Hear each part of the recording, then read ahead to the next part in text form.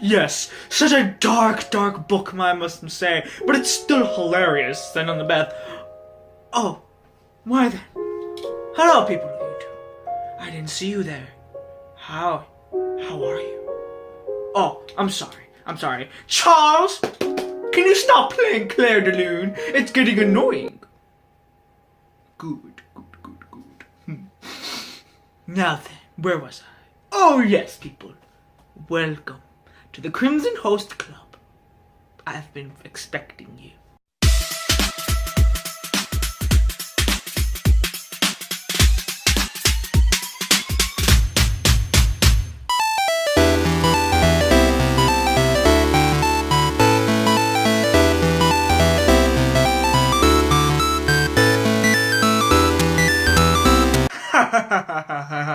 Oh, yes, people of YouTube. Wait one moment, please. I'm sorry. I must be disturbing you. But for now, people of YouTube, might I say, welcome to yet another anime review. You know who I am. I am the fancy as fuck Crimson Assassin. Like my tie, because we're going to be seeing this tie for the duration of this video. Regardless of what you say. Alright? Let's get that straight. Alright then, and today, people of YouTube, we're going to be reviewing the anime that is near and dear to my heart, and a revisit of an anime that I've never reviewed. People of YouTube, I'm going to review the anime Ouran High School Host Club. Let's get started now, shall we? So the story of Ouran High School Host Club follows Haruhi Fujioka, a commoner such as every other lowly peasant on the face of the earth, who attends this rich kid academy where basically it's designed for success if you go there. And upon wandering into this music room, she meets the Ouran High School Host Club, a group of handsome, and I mean handsome looking men who have way too much time on their hands to entertain girls who also have way too much time on their hands. Oddly and unfortunately, Haruhi breaks a very, very, very expensive Renaissance vase, and in order to repay the debt because she is a lowly commoner, she must work as a host and disguise her real true gender, which, by the way, people of YouTube, Haruhi's a girl. From there, wacky shenanigans and a bunch of other lovable shit ensue. Hold on. Thank you. So, people of YouTube, Ouran High School Host Club is an anime very special to me for a few reasons. Number one, this is my first ever reverse harem anime. That's right. I have never seen a reverse harem anime since I saw Ouran High School Host Club. That's number one. Number two, this is actually my first ever shoujo anime I've ever seen. I've seen this anime a long time ago, people. And I'm talking a long time ago. Back when I was actually still in elementary school. That's how long this anime is. This anime came out, I believe, in 2006. And I didn't get to see it around probably 2009. Yeah, around there. And again, this anime is near to me because it's not only one of my first ever, reverse harems, but it was also my first ever shoujo and my first ever romantic comedy. That's right. So this anime is basically a lot of firsts for me. My first exposure to anything outside of just a shonen anime. And I've seen this anime before, and I love it. This anime was one of my favorite animes at the time growing up, and now, since I am a much more mature adult, as you can clearly see with just me wearing this tie, I've grown over the past few years. So I want to go back to a bunch of old animes I've seen and really check back and take a look at them objectively to think, yeah, are these animes as good as I used to remember them to be?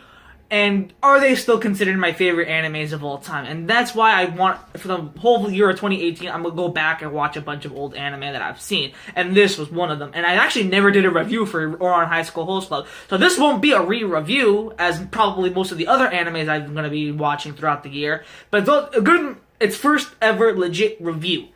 So people of YouTube, now that that's out of the way, taking off my nostalgia glasses, and looking at this anime objectively rather than subjectively, what do I truly think of Ouran High School Host Club? It's been many years since I've seen this anime, people of YouTube. And it's still so solid. Yes, even me putting away my nostalgia glasses aside, this anime is still fun to watch. It's still entertaining, and I absolutely love it. Now then, let's get this out of the way, and let's make this quick and easy. The animation done by Studio Bones is fantastic. It's one of the prettiest looking animes I've seen, utilizing very cute color palettes and solid, cute, simple, yet easy to use character designs. It's all in all a pretty simple anime, and it's aged quite well. Like, it still looks pretty good compared to some of the newer animes that came out. It still looks fine. It still looks good. So, I'm gonna give the anime props for that. It aged quite well. The English dub by Funimation is solid and excellent. That's it. That's enough said. To the ever so talented voice cast of Vic Mignogna, Lucy Christian, Caitlin Glass, Travis Willingham, J. Michael Tatum, fucking Todd Habercorn, Greg Ayers, Colleen Clinkenbeard, Monica Rial, everyone, every single Funimation god is in this anime, and they did such a good job with the voice acting in Ouran High School Host Club. It's still one of the best, and especially Vic Mignogna's portrayal as Tamaki. My god, you could tell this dude was just having the funnest of funnest times voicing this character. And I've read in interviews with Vic Mignogna saying that Tamaki is his favorite role, next to Edward Elric. And I thought, wow, that's a really solid... That's great. Like, I can't believe it. And, so the voice acting, if I am going to recommend a version to watch it, definitely check out the English dub. Not that the Japanese dub was bad. In fact, far beyond it. It's still a solid, translation, dub. Honestly, I prefer the English dub. And even then, I was actually watching an episode in Japanese, and I thought, yeah, I'm sorry, in my opinion, it's not as good as the English dub. I really like the English dub. It's still solid. The story is episodic and it's pretty okay. Excuse me. It's okay. Now, is it the greatest story of all time compared to others? No, absolutely not. However, it's still a fun, entertaining, and a riveting story to listen to and watch unfold in front of your eyes. And this anime not only solidified one of my reasons why I hate rich kids so much, but honestly, the whole rich kid thing doesn't really play too much an effect on the overall story that the anime is trying to tell. Sure, it is actually one of the main vocal points of the anime, but it's also used very, very, very carefully and very thought-provokingly because, as much as we all like to fantasize about what rich kids are like, they're portrayed in this anime with just like any normal human being. I mean, sure, they have like these weird customs and like these weird things that only they are like well known and experienced by. But you know what? I mean, as almost like a social commentary upon rich kids, they portrayed them pretty well. I actually like that. I still hate rich kids though because they get everything handed to them on a silver platter while we commoners struggle. But I am not no commoner. I am rich as fuck, baby. Anyway. No, I am not rich as fuck. Anyway, people of YouTube. As it stands, the story is solid. And also it's episodic. So there are moments where the story, and there are a few episodes throughout the anime that are pretty solid, but then there's others that, well, we'll get into later. The characters. I love all of them. Especially the main host club, all the cast of the characters. I love all of them, people of YouTube. Like what is there to say, They're all fun, entertaining, and they all have their each own individual personality that make them stand out from all of the rest. Now, like I said, people of YouTube, this is my first ever reverse harem. So, but back then, I didn't care. Like, I didn't care. I didn't even know what harem was until as I grew up and I understood what anime lingo was like. And then years later, I came to the realization, damn, this is a reverse harem. But regardless of that, all the characters in the harem are all solid. They all have character development. They're awesome. They're awesome human beings. Some of the few standouts are the main character, Haruhi Fujioka. My god, if ever there was a female equivalent to the Crimson Assassin himself, it'd be her. Optimistic, carefree, and plain old just does not give a fuck. She's such a kindled spirit. She doesn't care about anything, and she always looks in people, rather from their outside appearance to their looks, she looks them in the inside, which is how I view people. It's not because of how you look, people of YouTube, it's how you are in real life. And how you are in real life determines whether or not I really like you or want to throw you off a cliff. And that's what Haruhi lives by. I loved her character, her kindled spirit, and all in all, again, still one of my favorite female main protagonists of all time. She was solid. She had her little character moments here and there. And I also liked how they explored her insecurities and, how just all in all awesome she is. I loved her. As for Tamaki Senpai himself, voiced by Vic Mignogna, can never say his last name. My god, people of YouTube. Still, to this day, my favorite husbando. That's right, people of YouTube. He is my husbando. And damn, he still look good as fuck, people of YouTube. Like, my god, just look at him. I mean, no wonder why all these girls love the guy so much. I mean, shit, I'd fall in love with this guy if I was a girl. Shit. He's just fine. Just fine, people of YouTube. He's fine. All in all, I really liked his attitude as well. He's also a very nice, carefree, likes to help people, and, all in all, really solid guy. And again, how no matter how much we want to fantasize about what rich people are like, Tamaki, he's one of those rich characters where, he's definitely down to earth, and he's definitely into trying new things, and definitely willing to help people. Who would have thunk? The Hitachin twins, Hikaru and Kaoru. Man, their backstory and their character development is excellent. With them only relying on each other, rather than relying on anyone else, and how when they joined the host club, how they finally opened up and really saw that the world isn't really all black and white, and that there are people that you can rely on. Honestly, that's a really powerful message that these twins shared. And honestly, they're my favorite brotherly duo. They're solid, sweet, kind, for the most part. But, I mean, in a world where they could only rely on each other, that's some powerful shit, and I really like that. And especially twins in anime. Never have I seen an anime that actually had twins that really delved into their psyche. That definitely delved into why they act the way they act. And it's explored here, and it's excellent. Excellent, excellent, excellent. Kyoya Senpai. Oh boy, people of YouTube. Now, when I was first watching the anime, like as a little elementary student of anime, I didn't care about it. I really didn't. But as an adult, and as a open mind and an open spirit, and just looked at this character more thoughtfully, I have to admit, even his backstory kind of touched me. He's the last son, and he really just wants, people to really recognize him for who he is, and not about some sort of status. And sure, he does his thing where, he doesn't do anything unless he has something to gain out of. However, I just like the guy, And also, this guy's a savage.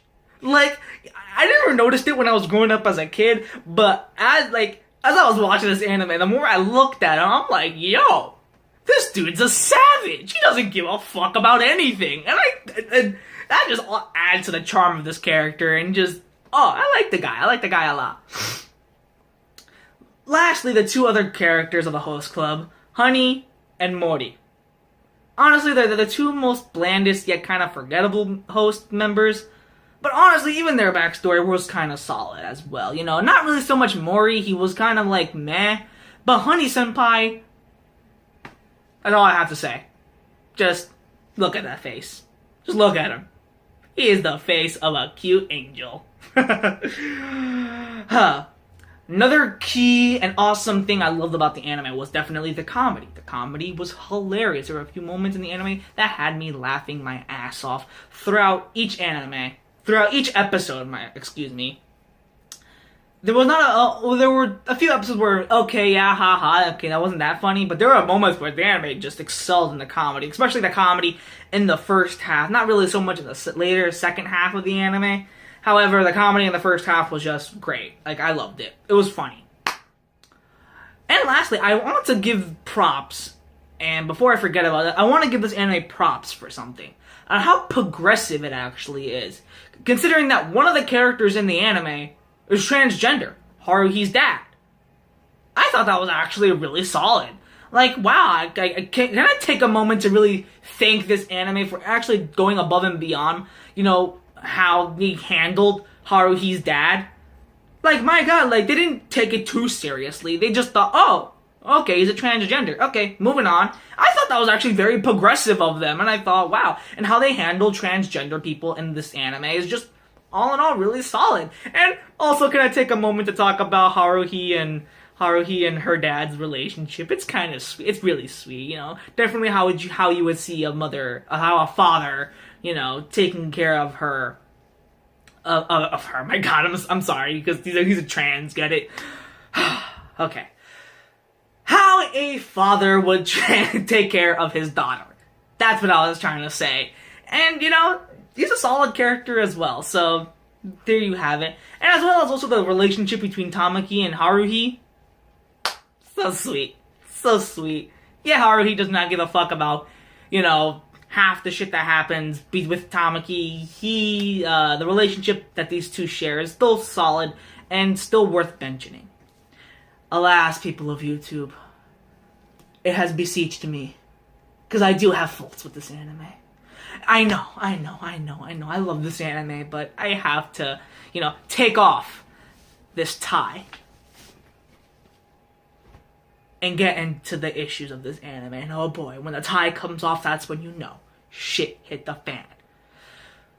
Okay, so my first issue with this anime has to deal with the episodic nature of the show. Now, I'm not faulting the anime for being episodic, but I'm faulting the anime because the show gets very repetitive between episodes. Episode upon episode is just kind of the same shit that happens that you've seen in the last episode. In the last episode, well, basically what happens in an episode is this.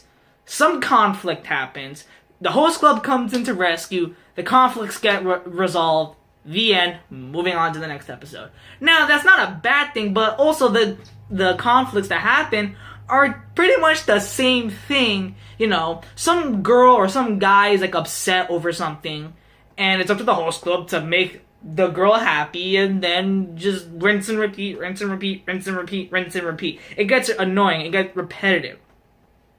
There were some episodes where really they dragged on for way too long, and if you could have condensed that into something shorter, then maybe I wouldn't have fault with it. But the Lobelia girls, that whole spiel was annoying. I wish they addressed some more things in the anime. Like, for example, they don't really mention much about Haruhi's mom, on like who really she is, and they don't really dive into that. Like, it's mentioned, you know, here and there, but then it's never really fully addressed.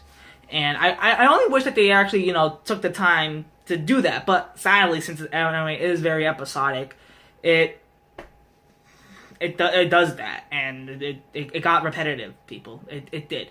The ending. First off, it's a read the manga ending, which is one I fucking hate. And the second thing, it's so melodramatic. Like, I don't remember the ending being this damn over the top and just nuts. Like, I don't want to dive in too deep on the ending itself, but let's just say it got way too melodramatic. And I'm talking way melodramatic and just fucking over the top. And such a cop-out, too. That's another thing. The ending does this one thing. Had they stuck to their guns, I feel like would have ended the series sadly, bittersweet, but hey, it would have been a definitive ending rather than just a read the manga ending. and a cop-out, nonetheless. And if there's one thing I hate in a Crimson Assassin review, is melodramatic endings, read the manga endings, and cop-outs. But aside from those issues, people of YouTube, I still freaking enjoyed and loved Ouran High School Host Club.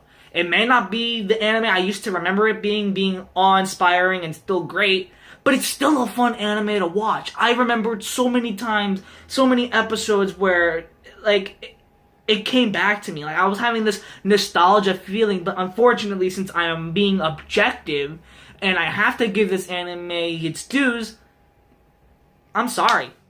I'm sorry. I have to, speak my mind.